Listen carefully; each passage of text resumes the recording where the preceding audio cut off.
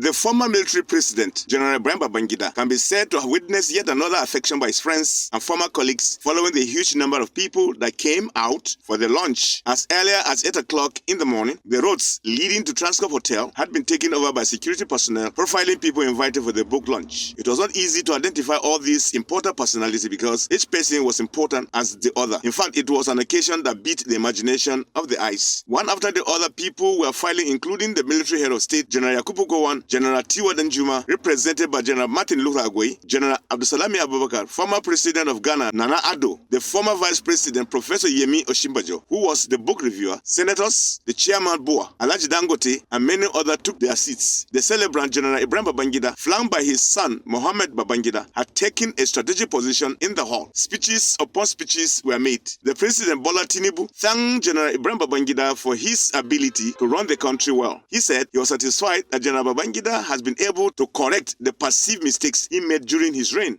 Where necessary and desirable, take note of the possibility of a second edition, when you can then give explanations as it may be necessary and also react appropriately to praises and condemnations and make corrections where required. In the book, but also for those for whom it is very much history and folklore.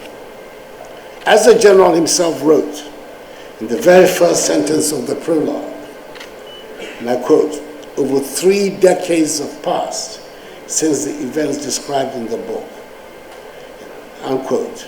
And I was ready to approach it as a history book in my frame of mind. The situation that brought us together and the one that we continue from this moment on, the revolutionary courage that brought leadership out to build our country. I'm glad that about what is happening in America, Europe, the contradiction that we are seeing now all over. What is it telling us? It's telling us to wake up, to make Africa a better place, particularly this country, Nigeria. I've seen so much of responsibility and the need to take some decisions on behalf of this country. Earlier, the book reviewer and the former vice president, Professor Yemi Osinbajo, described the book as a complete material for generational use. The storytelling ability is undeniable. It draws the reader into each moment, making history feel immediate and alive.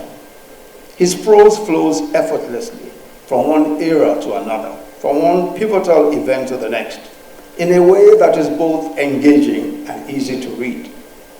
He's generous in his praise of others, acknowledging the contributions of many along the way.